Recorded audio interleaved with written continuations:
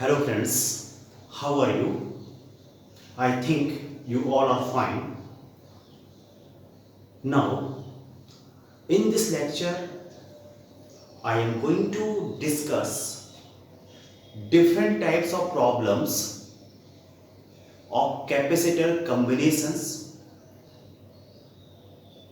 Now, starting from very first lecture with a brief theory related to that. First one, series combination of capacitor. Series combination of capacitors. हम series combination में capacitor को इस प्रकार से connect करते हैं. This is the point A and this is point B. दो terminals के बीच में कैपेसिटर C1 एंड C2 को इस प्रकार से कनेक्ट करते हैं. एंड जो प्रॉपर्टी हम इसमें देखते हैं वो देखते हैं क्या है. अगर इसको हाई पोटेंशियल पे ले लें, इसको लो पोटेंशियल पे, चार्ज हाई पोटेंशियल से फ्लो करेगा और लो पोटेंशियल तक पहुंचेगा. ये चार्ज इस प्लेट को पॉजिटिव प्लेट बना देगा. यहाँ पे नेगेटिव चार्ज इंड्यूस हो जाएगा. इतना ही पॉजिटिव चार्ज सेकंड सरफेस पे इंड्यूस होगा जो आगे मूव करेगा. ये case till the end of all the capacitors connected in series continue करेगा, जारी रहेगा. मींस यहां हमें ये दिखाई देता है जो चार्ज है हर कैपेसिटर पे सेम है in series combination. And in other words I can say charge is not divided, it remains same because it is not divided. Now if I apply A potential difference V across the combination, then C1 capacitor finds a potential difference of V2 and V1 and C2 with V2. What I can say? I will say that total capacitance is equal to total potential difference across the combination is equal to V1 plus V2. This can be written as Q, charge upon capacitance plus charge on capacitance. And if V is the potential across the combination, then equivalent capacitance C, then Q upon C is the net potential difference across the combination. यहाँ से मुझे 1 upon C is equal to 1 upon C1 plus 1 upon C2 मिल जाता है. ये resistance जो parallel combination का formula था कुछ वैसा ही फॉर्मूला यहाँ पे आया हुआ है. नाउ अगर हम V1 और V2 पोटेंशियल डिफरेंस पे रेशो देखें तो this is equal to Q upon C1 और and Q upon is to Q upon C2 is equal to 1 upon C1 is to 1 upon C2. And we know that V1 plus V2 is equal to V. V1 plus V2 is equal to V. Therefore, V1 is equal to इसका ratio कितना है 1 upon C1. Numerator में 1 upon C1 आएगा upon sum of the ratios. अगर third capacitor यहाँ पे होता series में तो यहाँ पे प्लस 1 upon C3 भी आएगा. जितने भी रेशोज आते हैं उनका सम करते हैं into total potential difference applied.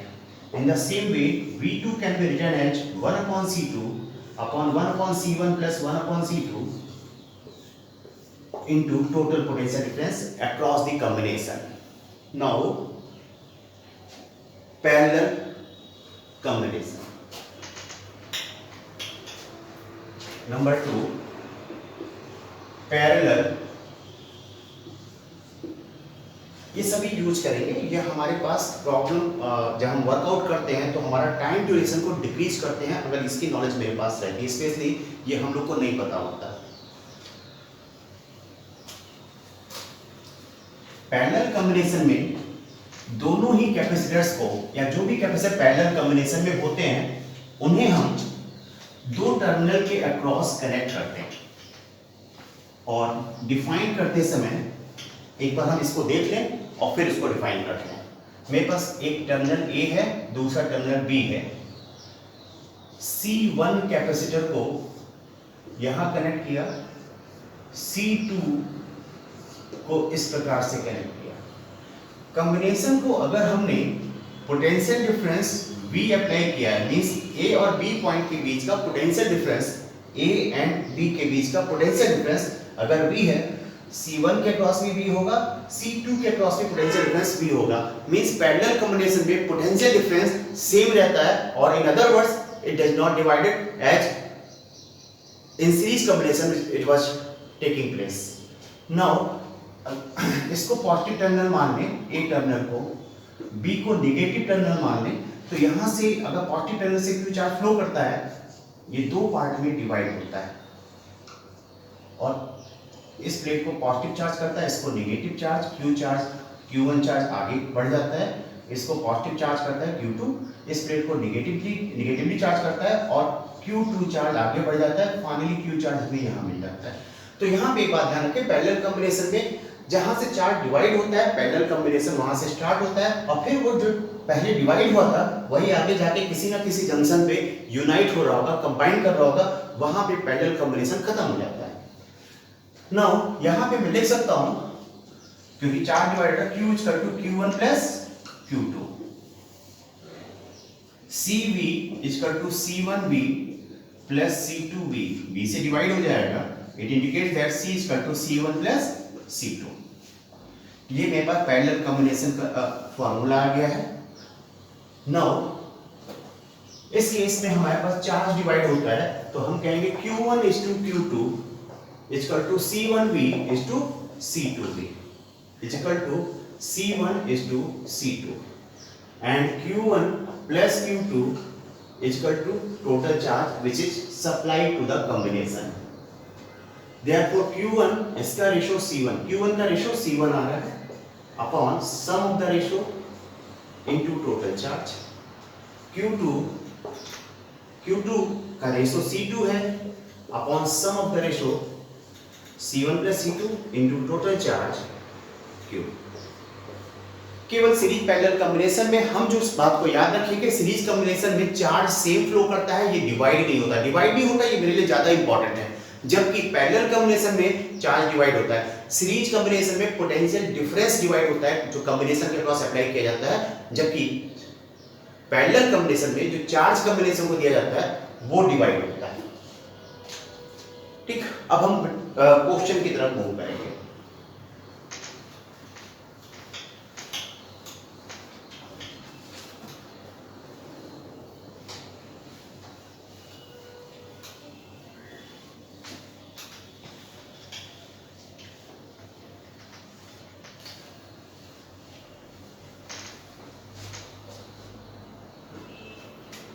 Now, question number 1.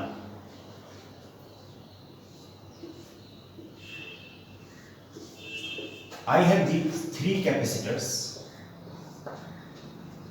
connected across two terminals A and B.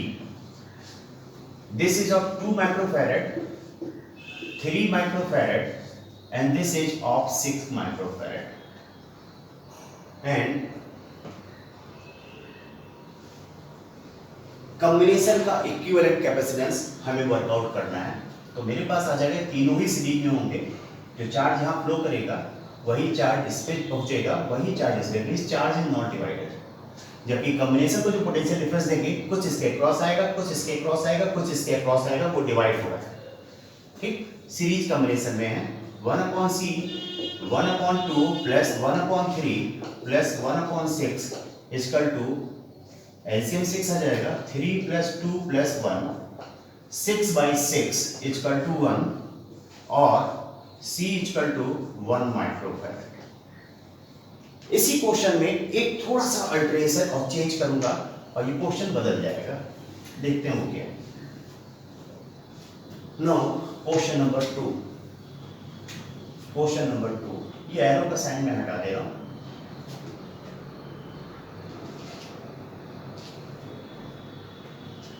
Now this point is connected to this and this point is connected to this. ऐसे क्वेश्चंस में हम क्या करेंगे, सिंप्लीफाइड सर्किट को पहले draw करेंगे, simplified circuit के basis पे हम we will come to know what exactly combination is there of the capacitors.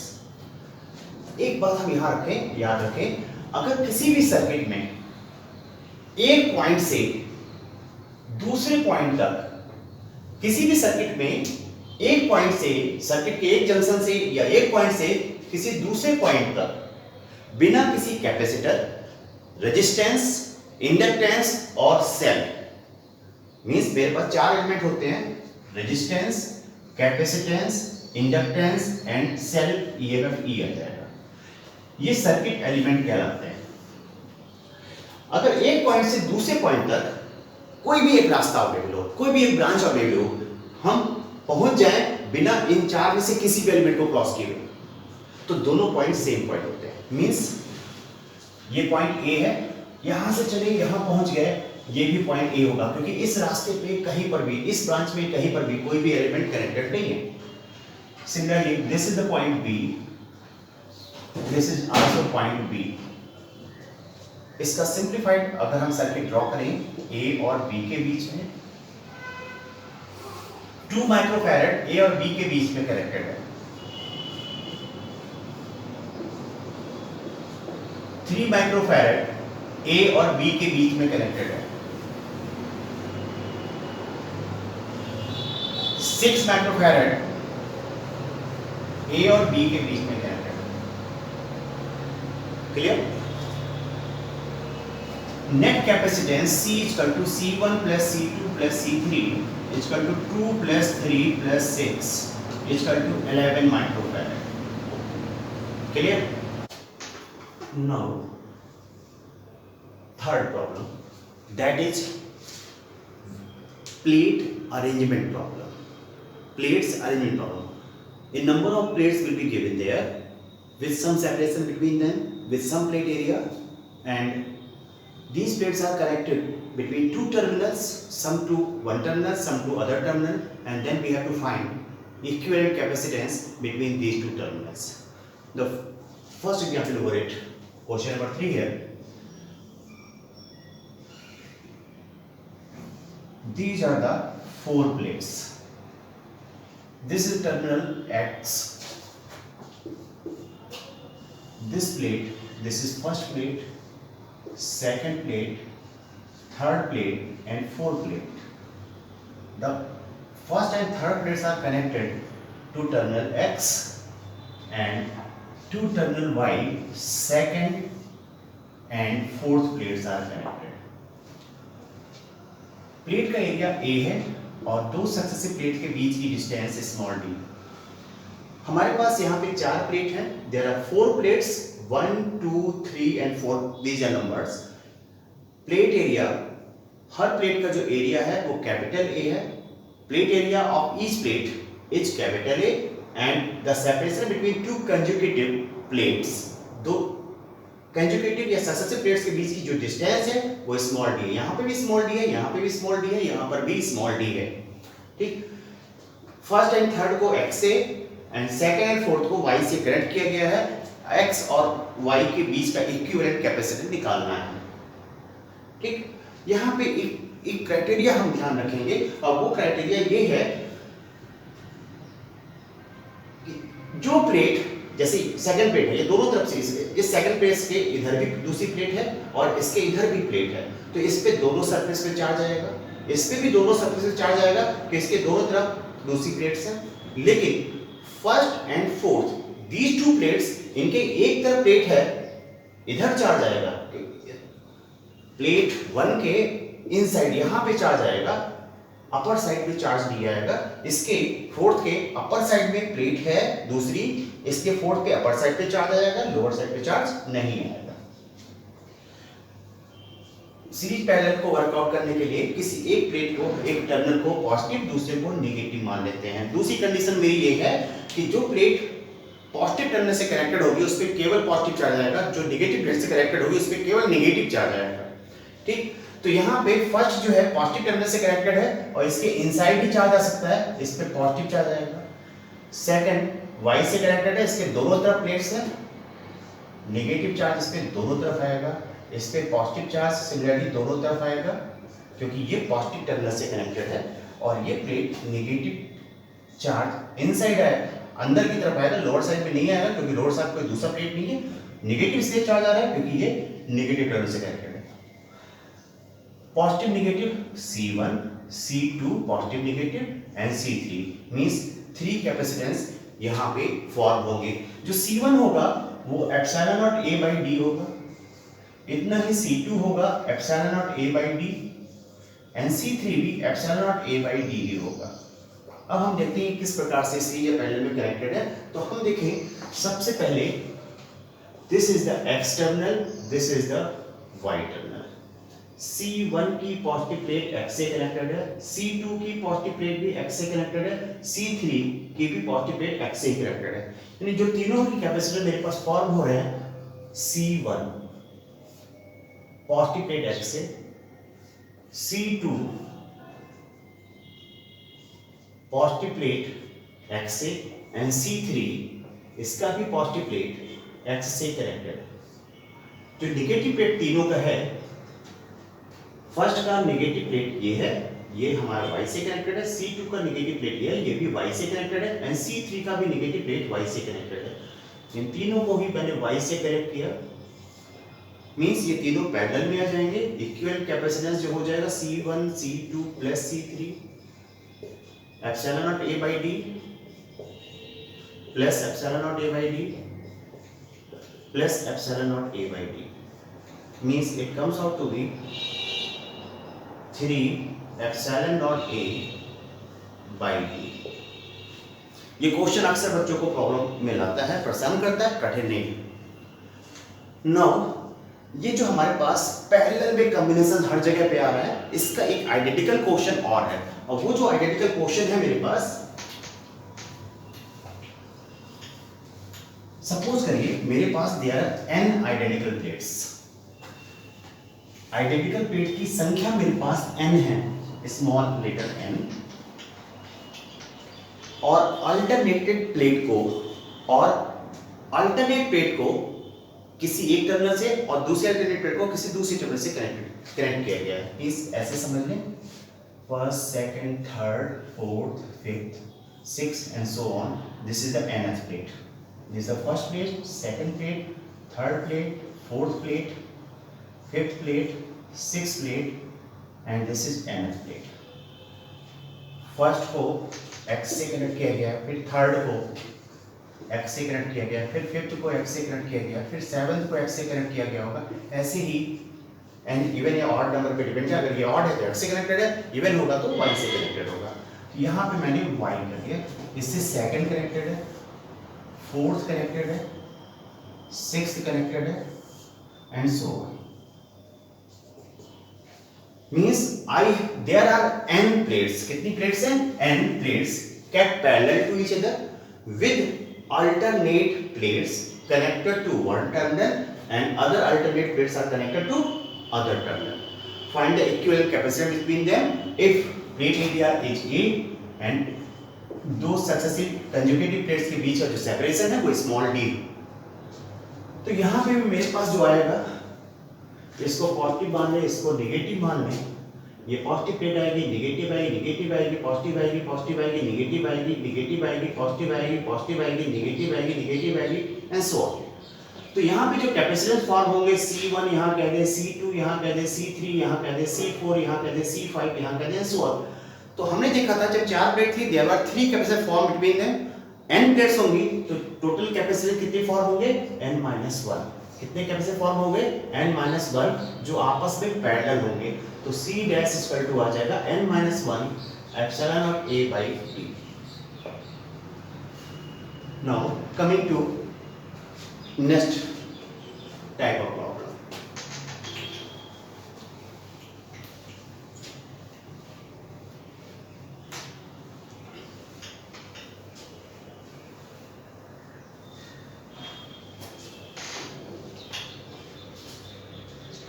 पहले इस नेक्स्ट टाइप के प्रॉब्लम से संबंधित कुछ थ्योरी देख लें।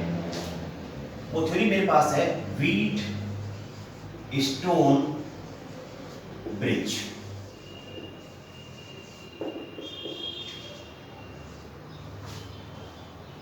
कोई भी कैपेसिटिव नेटवर्क जो इस फॉर्मेट का हो, जो डायग्राम में सर्किट में ड्रॉ कर रहा हूं, ये मेरे पास A पॉइंट टर्मिनल है, ये B टर्मिनल है, इसका कैपेसिटेंस P है, इसका कैपेसिटेंस Q है, this one is R, this one is S, this is terminal C, point C and this is point D। इनके बीच में एक कैपेसिटर और कनेक्टेड है इसको हम M नाम दे देते हैं। ठीक, इस प्रकार के इलेक्ट्रिकल नेटवर्क को व्हीट स्टोन ब्रिज कहते हैं। इलेक्ट्रिक करंट में यहाँ पे मैं रेजिस्टेंस कनेक्ट कर दूंगा, बाकी सब कुछ सेम रहेगा, उसको भी व्हीट स्टोन ब्रिज कहेंगे। यहाँ रेजिस्टेंस, यहाँ रेजिस्टेंस, यहाँ रेजिस्टेंस, यहाँ रेजिस्टेंस और यहाँ पे भी रेजिस्टेंस। ठीक, इसको व्हीट स्टोन ब्रिज कहते हैं। If P upon Q is equal to R upon S, it is called balanced wheat stone bridge. इसको बैलेंस्ड व्हीट स्टोन ब्रिज कहते हैं। और in balance wheat stone bridge C point का potential D point के बराबर होता है, इसका पोटेंशियल इसके इक्वल हो जाता है। मींस इस कैपेसिटर के अक्रॉस पोटेंशियल डिफरेंस जीरो हो जाता है। जो M कैपेसिटर है इसके अक्रॉस पोटेंशियल डिफरेंस जीरो हो जाता है। जब पोटेंशियल डिफरेंस जीरो हो जाता है इसमें चार्ज कितना आएगा, जीरो। अगर हमारे पास P अपॉन Q इक्वल टू R अपॉन S हो तो हर कंडीशन में whatever potential difference is applied A across A and B, in all the cases if P upon Q equal to R upon S then charge on M capacitor will become zero, permanently इसमें zero हो जाएगा। ऐसे करें, अगर हमारे पास ये condition matched है P अपॉन Q इक्वल टू R अपॉन S तो इसका पोटेंशियल इसके बराबर हो जाएगा। इनके बीच का पोटेंशियल डिफरेंस, C और D के बीच का पोटेंशियल डिफरेंस जीरो हो जाएगा, इसमें कोई भी चार्ज नहीं आएगा। किसी भी सर्किट में किसी भी कैपेसिटर पे अगर कभी कोई चार्ज ना आए तो उसे सर्किट में रखें या आप हटा दें, कोई अंतर नहीं पड़ता, क्योंकि वो आपके लिए यूजेबल नहीं है, वो हमारे लिए बेकार है। तो अगर हम इसको हटा दें तो मेरे पास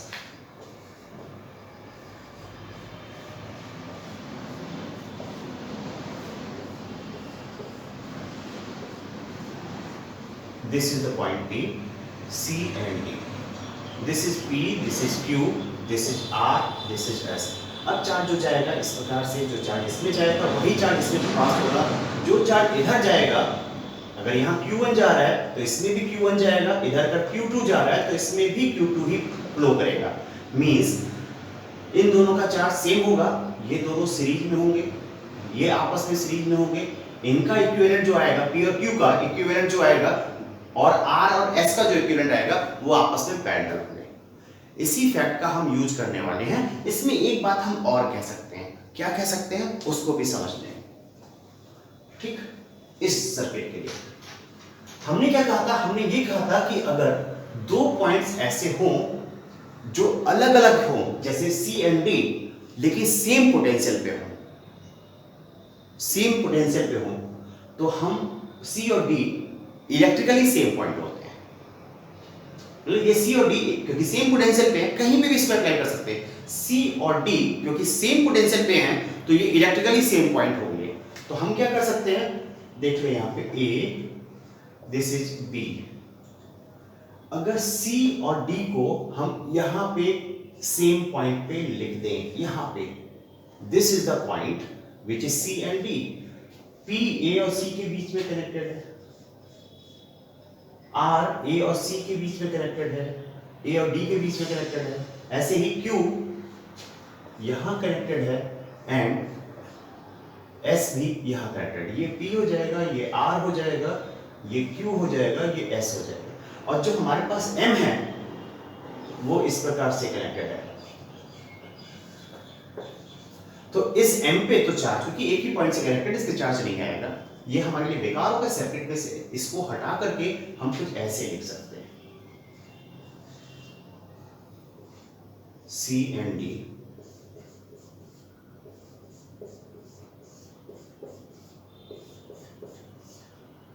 P and R, Q and S।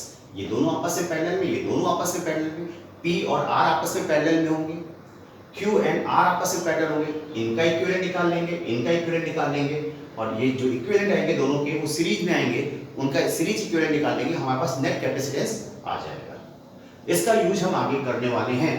दूसरा तरीका हम यहाँ पे समझें, हमने क्या किया है, इसको C को D से मिला दिया है। C को यहाँ से उठाया, ऐसे तार को मोड़ते हुए इसको मिला दिया है। अगर C को D से हम ज्वाइन कर दें तो P R पैरेलल हो जाएंगे, कुछ ऐसे ही Q S पैरेलल हो जाएंगे। इसी को आप पढ़ते हैं जिसमें हम कहते हैं folding of circuit. Folding of circuit में इस बात का ध्यान रखना चाहिए कि जब हम इसको फोल्ड करते हैं पहली बात तो जहां पे हम पोटेंशियल डिफरेंस अप्लाई करते हैं, ठीक, उसके अबाउट करते हैं, एक पॉइंट ये, एक पॉइंट ये, इसको अगर हम एक डॉटेड लाइन ड्रॉ कर दें, इस लाइन के बाद इसको फोल्ड करेंगे, इसको फोल्ड करेंगे, ठीक, लेकिन तभी फोल्ड कर सकते हैं जब सी पॉइंट का पोटेंशियल डी के बराबर हो। ये पहले हम इंश्योर कर लें, अदरवाइज फोल्डिंग करने से जो प्रॉब्लम सॉल्व होती है वो गलत आती है, रिजल्ट गलत आते हैं और वो सही नहीं होती। तो हमारे पास कुछ इस प्रकार का डायग्राम मिलेगा। ये भी हमारे लिए एक डिफिकल्ट सर्किट की तरह दिखाई देते हैं, लेकिन एक बार ये चीज हम समझ लें तो ये चीजें मेरे लिए आसान हो जाती है। Now coming to next problem. अब इस फोर्थ प्रॉब्लम में हम देखते हैं, हमने सबसे पहले सर्किट सॉल्व किया था जिसमें ये तीन कैपेसिटर सबसे पहले सीरीज में आए थे। This is 2 microfarad, this is 3 microfarad, this is 6 microfarad. फिर हमने ये ए एंड बी टर्मिनल के बीच में थे। Now a capacitor is connected here and other capacitor is connected here. Clear? This capacitor is of 3 microfarad and this is of 4 microfarad. A और B के cross equivalent capacitance मुझे workout करना है, निकालना है। देखें कैसे करेंगे। मेरे पास एक जंक्शन ये है, दूसरा जंक्शन ये है। पहले क्या हुआ था, जब AC में चला था ऐसे, तो यहाँ कोई कैपेसिटर नहीं था, यहाँ पहुंच जा रहा था, तो मैंने कहा था ये वाला पॉइंट A पॉइंट होगा, क्योंकि A से ये डायरेक्टली कनेक्टेड है without any resistance, capacitance, inductance और सेल। ठीक, अब यहाँ पे मैं ऐसा नहीं कर सकता, इस पॉइंट को मैं C सपोज कर लेता हूँ जंक्शन को, और इस जंक्शन को D सपोज कर लेता हूँ और सिंप्लीफाइड सर्किट ड्रॉ करता हूँ।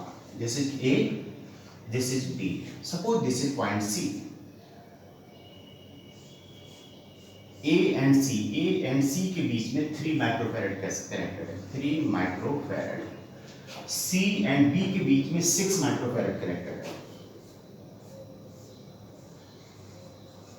Now coming to point D, A and D के बीच में 2 माइक्रोफैरड कनेक्टेड है। D and C के बीच में 3 माइक्रोफैरड कनेक्टेड है। एंड D and B के बीच में, D and B के बीच में 4 माइक्रोफैरड कनेक्टेड है।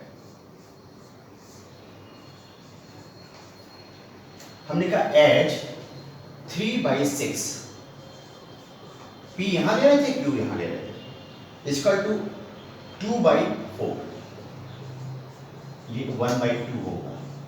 Therefore this bridge is balanced wheat stone bridge. यहां पे चार्ज नहीं आएगा, सी पॉइंट का पोटेंशियल डी के बराबर हो जाएगा। ठीक, हम अगर इसको ड्रॉ करें और केवल ऐसे ही कर दें सिंप्लीफाइड सर्किट को, this is the point A, this is the point C और D and this is B. इस पे तो चार्ज आएगा नहीं, इससे मैं सर्किट से हटा दे रहा हूं, ये दोनों पॉइंट का पोटेंशियल सेम है, इन दोनों को आपस में ज्वाइन कर दे रहा हूं, तो मेरे पास सर्किट कुछ ऐसा आ जाएगा। जब C को D पे ले जाएंगे तो 3 माइक्रोफैरड इस 2 माइक्रोफैरड के पैरेलल हो जाएगा। इन द सेम वे 6 जो है 4 के पैरेलल हो जाएगा। 6 microfarad, this is 4 microfarad. Means इसका जो इक्विवेलेंट सर्किट आ जाएगा, इसका जो इक्विवेलेंट सर्किट आ जाएगा वो आ जाएगा A, this is the point C and D, मैं केवल C लिख रहा हूं इस समय, B 3 to 5 पैरेलल में C equal to C1 plus C2 होता है, तो ये 5 हो जाएगा और ये 10 हो जाएगा, 6 4 10। 5 and 10 सीरीज में कनेक्टेड हैं, therefore equivalent capacitance equal to 1/C equal to 1/5 plus 1/10 equal to 3/10, C equal to 10/3 microfarad.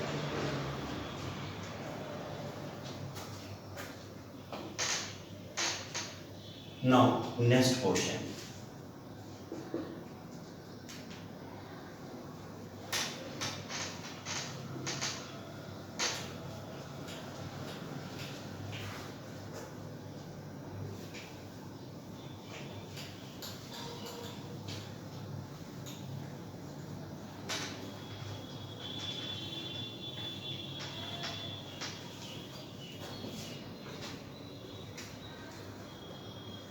ये मेरे पास कोई सर्किल है, कंडक्टिंग सर्किल है, कंडक्टर का बना हुआ है, सेंटर है इसका, एक कैपेसिटर यहाँ कनेक्टेड है, दूसरा यहाँ पे कनेक्टेड है, third capacitor connected in such A way and fourth is here. इसका कैपेसिटेंस सी है, इसका भी सी है, इसका भी सी है, इसका भी सी है। This is the point A and this is the point B. मुझे ए और बी के बीच का इक्विवेलेंट कैपेसिटेंस निकालना है। अगर ये पॉइंट बी है तो ये पॉइंट भी बी ही होगा, ये पॉइंट भी बी ही होगा and this is also a B point. ठीक, सभी कैपेसिटर अगर आप इसको देखें ए और बी के बीच में इक्विवेलेंट कैपेसिटर सर्किट की बात करें, ये वाला कैपेसिटर ए एंड बी के बीच में कनेक्टेड है। This capacitor also is connected between A and B. ऐसे ही सभी कैपेसिटर अगर आप देखें ये भी ए और बी के बीच में कनेक्टेड है और ये फोर्थ कैपेसिटर है ये भी ए और बी के बीच में कनेक्टेड है। नेट कैपेसिटेंस जो आ जाएगा वो 4C के बराबर आ जाएगा, C plus C plus C plus C 4C आ जाएगा। नो इसी में अगर मैं कोई चेंज करता, चेंज कुछ इस प्रकार से कर दूं अगर कि मैं यहाँ पे एक कैपेसिटर और कनेक्ट कर दूं, ये भी सपोज करो C है तो ये चार, ये पॉइंट B होगा, ये भी B होगा, ये भी B होगा, ये भी B होगा, ये चारों कैपेसिटर ऐसे ही कनेक्ट होंगे जैसे यहाँ पे कनेक्ट किए थे। जो ये फिफ्थ कैपेसिटर है इसका एक टर्मिनल B से और दूसरा भी B से कनेक्टेड है, यानी फिफ्थ को इस प्रकार से मुझे कनेक्ट करना होगा। अगेन इस पे कोई चार्ज नहीं आएगा क्योंकि इसके दोनों तरफ का पोटेंशियल डिफरेंस जीरो हो जाए, सेम हो जाएगा, तो यहाँ पोटेंशियल डिफरेंस जीरो हो जाएगा। इसके इस प्लेट और इस प्लेट के बीच का पोटेंशियल डिफरेंस जीरो हो जाएगा, इस पे चार्ज नहीं पाया जाएगा, इसको सर्किट से अलग हटा सकता हूँ। Now sixth problem, suppose a capacitor connected in such a way, a capacitor in a circuit is connected in such a way as shown in the diagram.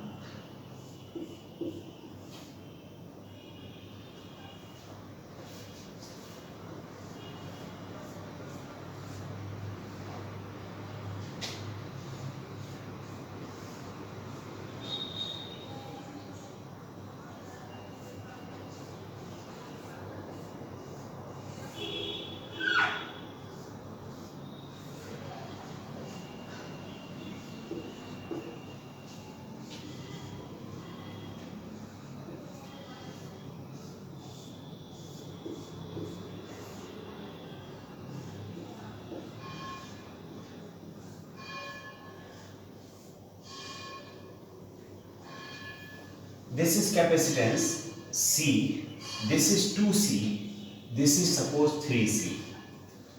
C, 2C, this is 3C. This is 4C, this is 4C. This is C, this is 2C, this is C, this is 2C. Capacitor में देखें अगर इस circuit के अंदर A से B की तरफ, तो जो सर्किट जैसे नीचे वाला सर्किट दिखाई देता है वैसे ही ऊपर वाला कॉन्फ़िगरेशन दिखाई देता है। ठीक, यहाँ पे जितना चार्ज इसमें जाएगा, अगर इसमें Q1 चार्ज फ्लो करे तो इसमें भी Q1 चार्ज फ्लो करेगा। तो भाई यहाँ का जो एक टर्मिनल का पोटेंशियल होगा उसमें से कुछ ड्रॉप, क्योंकि ये पॉजिटिव है यहाँ नेगेटिव, यहाँ से इधर जाएंगे तो हाई से लो पोटेंशियल की तरफ जाएंगे, कुछ पोटेंशियल ड्रॉप होगा। इसके पोटेंशियल में से उतने ड्रॉप को सब्ट्रैक्ट कर देंगे, इसका पोटेंशियल आ जाएगा, और यहाँ इसके पोटेंशियल उतने ही पोटेंशियल इस पे भी ड्रॉप होगा, यहाँ का पोटेंशियल आ जाएगा, यानी ये पॉइंट x हो जाएगा तो भी इसका पोटेंशियल x हो जाएगा। Now suppose this is the point O। In the same way अगर ये इसका पोटेंशियल y के इक्वल है तो इसका भी पोटेंशियल y होगा। जिस जंक्शन का नाम y दे रहे हैं हम इन दोनों का पोटेंशियल सेम है, ये लेके चल रहे हैं।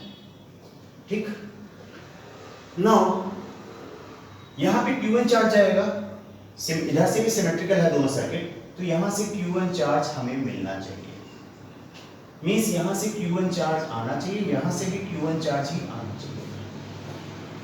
ठीक, अगर ये चार्ज जो यहाँ Q1 पहुंचा, ये दो पार्ट पे डिवाइड यहाँ से होता है, सपोज करो यहाँ से Q जा रहा है और यहाँ से Q1 माइनस Q जा रहा है, तो यहाँ पे जाके यहाँ से Q मिलेगा, यहाँ से Q माइनस Q1 मिलना चाहिए, तभी इन दोनों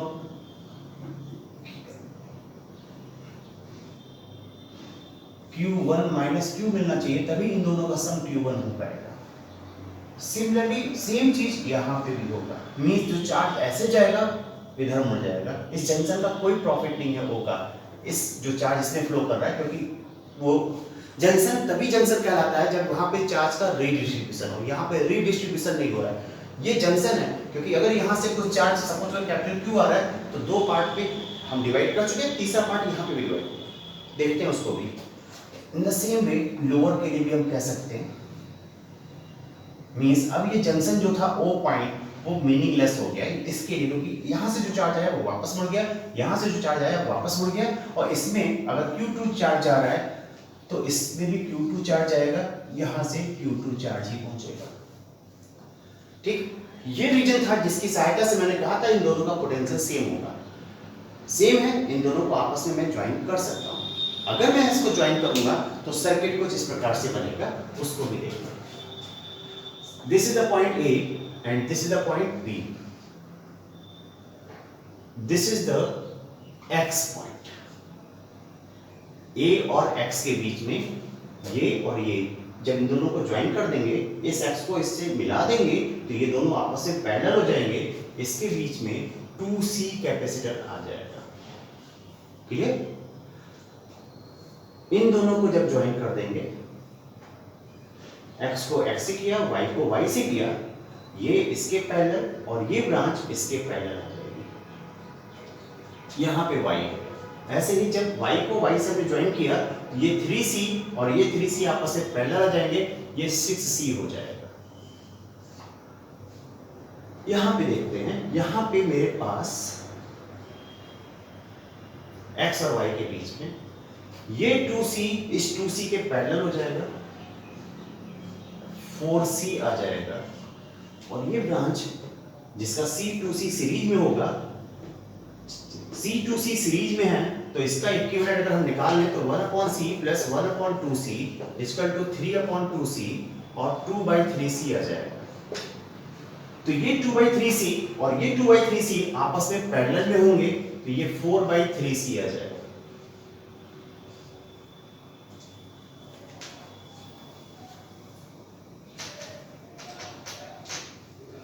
नाउ फिर से इसका सिंपलीफाइड डायग्राम, 2C A और X के बीच में है, X और Y के बीच में इक्विवेलेंट अगर हम निकालते हैं इन दोनों का तो ये दोनों ऐड हो जाएंगे, 4 प्लस 4/3 16/3 16/3C।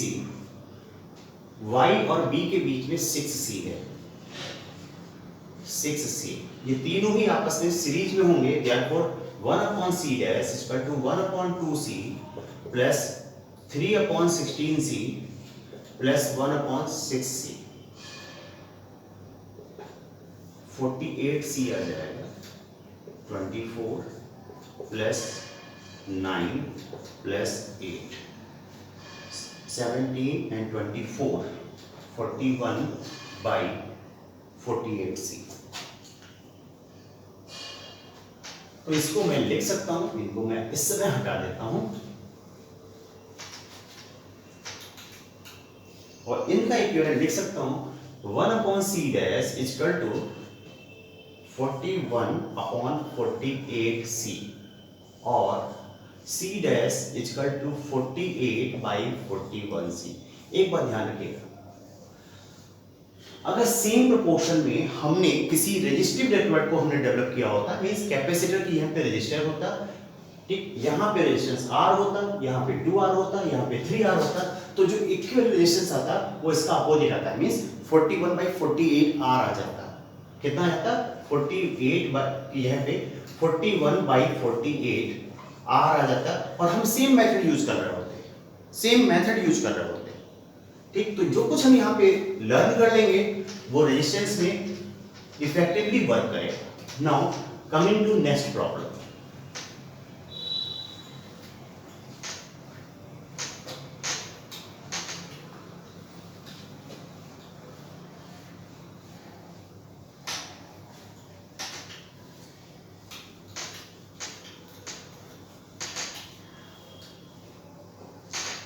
प्रॉब्लम नंबर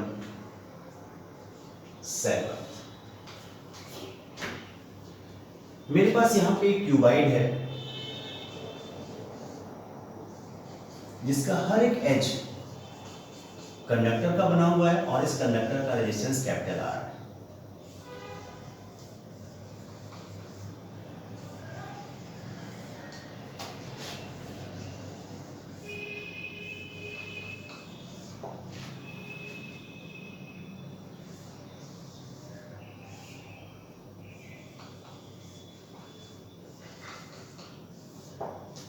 हमें ए और बी के बीच का इक्विवेलेंट रेजिस्टेंस निकालना है।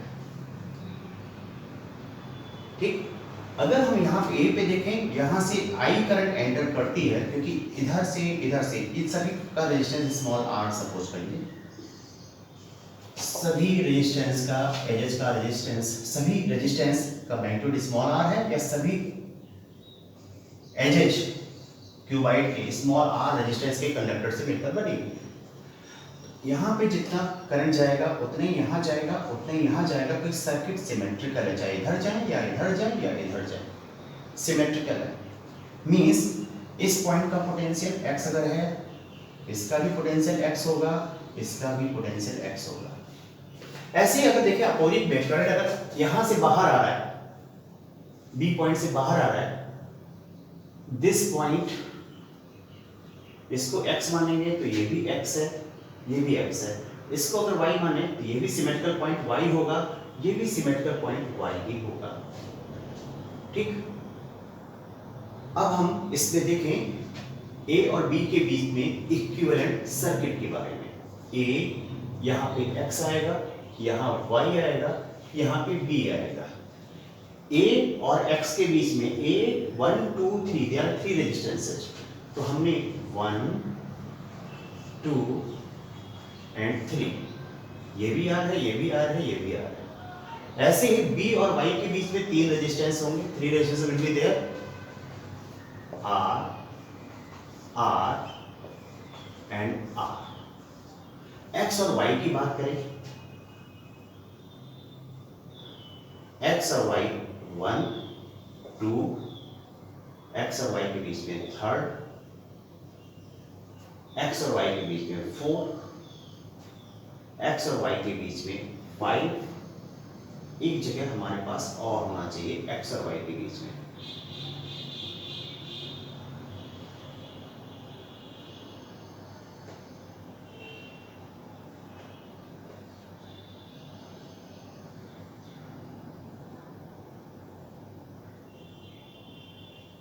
पहले ड्रॉ कर लेते हैं, सर्च करते हैं, फिर 1 2 3 4 5 एंड 6। ठीक, ये 3 यहाँ पे कनेक्टेड है, ये 3 यहाँ पे कनेक्टेड है B के साथ। 1 2 3 A और X के बीच में कनेक्टेड है, B और Y के बीच में 1 2 एंड 3। इसके बाद X और Y के बीच में एक ये कनेक्टेड है, दूसरा ये कनेक्टेड है, दो ये। ठीक, इस x के साथ एक ये कनेक्टेड है और x और y के बीच में x यहाँ पे एक ये कनेक्टेड है, दूसरा ये कनेक्टेड है। इस x को ले एक ये कनेक्टेड है, दूसरा ये वाला कनेक्टेड है। इस x को ले एक ये कनेक्टेड है, दूसरा ये वाला कनेक्टेड है। ये हम भूल रहे थे। ठीक, तो हमारे पास a x y and b, इसका इक्विवेलेंट निकालेंगे तो मेरे पास आ जाएगा 1/r plus 1/r plus 1/r equal to 3/r, और ये 1/r डैश हो जाएगा, तो r डैश r/3 आ जाएगा। तो ये मेरे पास r/3 है, इसका 6 पार्ट है, r/6 आ जाएगा, इसमें भी r/3 आ जाएगा। ठीक है, इन तीनों का इक्विवेलेंट निकालेंगे तो r इक्विवेलेंट इक्वल टू आ जाएगा r/3 plus r/6 plus r/3 equal to 5r/6। ये मैंने रेजिस्टेंस की एक प्रॉब्लम वर्कआउट कर दी है। अगर इसकी अपोजिट में कैपेसिटर कनेक्टेड होता, हर जगह C C C C हर जगह कैपेसिटर कनेक्टेड होता, मैं अभी वर्कआउट करके दिखाता हूं आपको, तो वो इसका अपोजिट आ जाता है, 6/5C आ जाता है।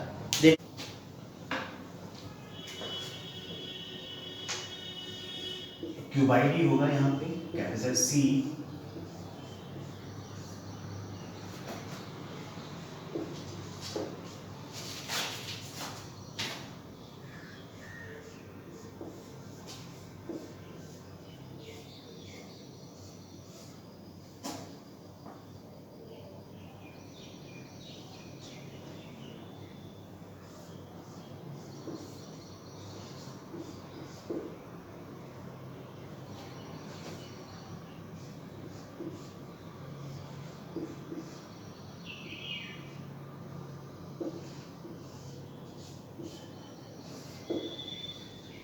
these are total 12 capacitors and हमको जो फाइंड आउट करना है ए और बी के बीच का इक्विवेलेंट कैपेसिटर फाइंड आउट करना है।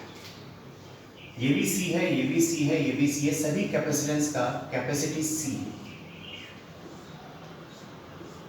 फिर देखिए यहां से अगर Q चार्ज एंटर करता है, जितना चार्ज इधर जाएगा Q/3 उतना ही इधर जाएगा Q/3 उतना ही इधर जाएगा Q/3।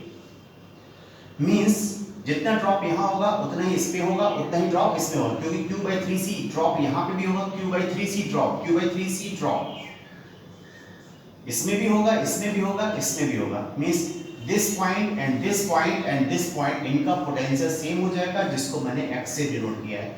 ऐसे ही this point y and y इनका पोटेंशियल भी सेम होगा। क्लियर? फिर हमने देखा यहाँ पे इक्विवेलेंट कैपेसिटेंस निकालते समय इक्विवेलेंट या सर्किट ड्रॉ किया, simplified circuit x and y।